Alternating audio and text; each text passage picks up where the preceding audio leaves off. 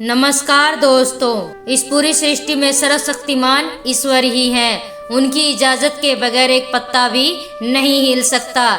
यह बात भी समय समय पर सिद्ध हो चुकी है। भगवान प्रत्यक्ष रूप से दिखाई भले ही न दें, लेकिन वह धरती के कण कण में मौजूद हैं। यह बात भी उतनी ही सत्य है कि हम में से कुछ लोग बहुत ही भाग्यशाली होते हैं। उन पर भगवान की विशेष कृपा होती है और कुछ ऐसी शक्तियाँ हमेशा उनके पास होती है जो समय समय पर उनको सही मार्ग दिखाने में सहायता करती है। यही नहीं, यह ईश्वरीय शक्तियाँ कुछ ऐसे व्यक्तियों को चुनती है जो खुद भी सही मार्ग पर चलकर दूसरे लोगों का भी मार्गदर्शन कर सके। लेकिन हमें यह कैसे पता लग सकता है कि किन लोगों के साथ यह देवीय शक्तियाँ या भगवान की कृपा होती है? तो आइए जानते हैं। इससे पहले कि आप हमारे चैनल पर नए हैं तो हमारे चैनल को सब्सक्राइब अवश्य कर दे। आपको बता दें कि हमारे प्राचीन ग्रंथों में ऐसे संकेतों के बारे में बताया गया है। पहला संकेत, जिस व्यक्ति में लोभ, लालच, गुस्सा, अहंकार जैसी भावनाएं नहीं होती, उन व्यक्तियों पर भगवान की विशेष कृपा होती है।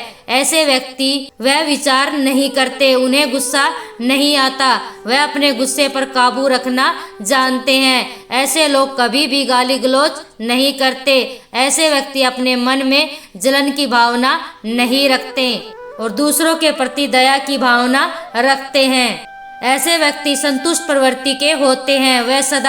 वह ज्यादा लालच नहीं करते। उनके पास जितना होता है वह उसी में संतुष्ट रहते हैं। दूसरा संकेत, यदि किसी मनुष्य को सपने में मंदिर या मंदिर के आसपास की वस्तुएं दिखाई दे तो ऐसे व्यक्तियों को शास्त्र में बहुत ही भाग्यशाली माना जाता है। जिस मनुष्य को अपने सपने में परमात्मा का बार बार दर्शन होता है, ऐसे व्यक्तियों के साथ ईश्वरीय शक्तियाँ होती है। ईश्वर ऐसे व्यक्तियों को ही कोई विशेष संकेत भी दे सकते हैं। तीसरा संकेत, जो व्यक्ति अपने दैनिक कार्यों को समाप्त करके बचे हुए समय में भगवान की भक्ति और आराधना में लगाता है और ईश्वर को ही सत्य मानकर उनका स्मरण करता है, ऐसे व्यक्तियों के आसपास ही भगवान की कृपा का घेरा बना रहता है।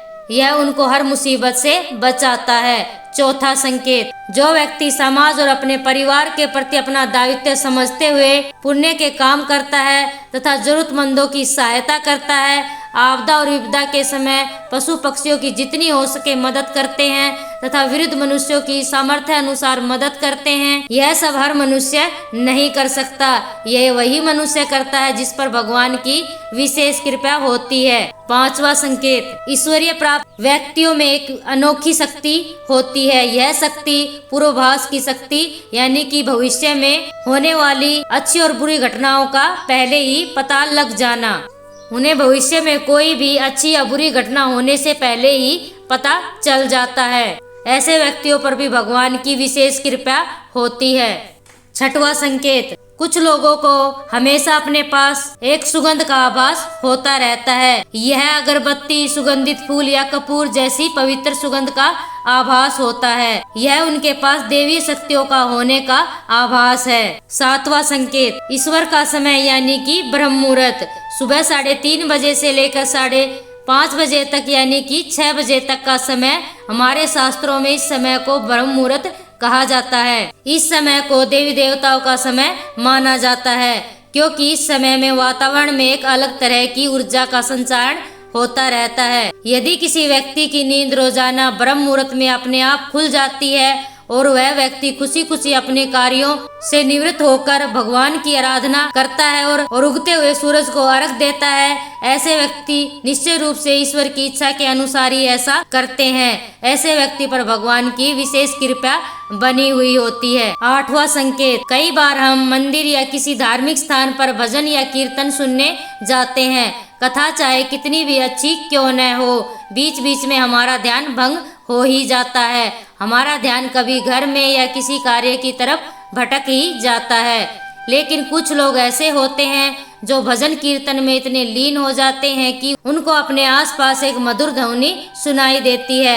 ऐसे लोगों का साथ अवश्य ही आलोक शक्ति दे रही होती है। 9वां संकेत, जो व्यक्ति भगवान के ही चरणों में परम ज्ञान की अनुभूति करता है और ईश्वर भक्ति को ही सच्चा आनंद मानता है, ऐसे व्यक्ति ना तो दुखी रह सकता है, ना ही किसी को दुख दे सकता है। ऐसे व्यक्तियों का मन हमेशा ही शांत रहता है और वह कभी भी सच्चे व सदाचार के रास्ते से विचलित नहीं होता। यह उसे भगवान मिला विशेष आशीर्वाद होता है। इससे वह समाज में बहुत ही मान सम्मान पाता है। धन्यवाद।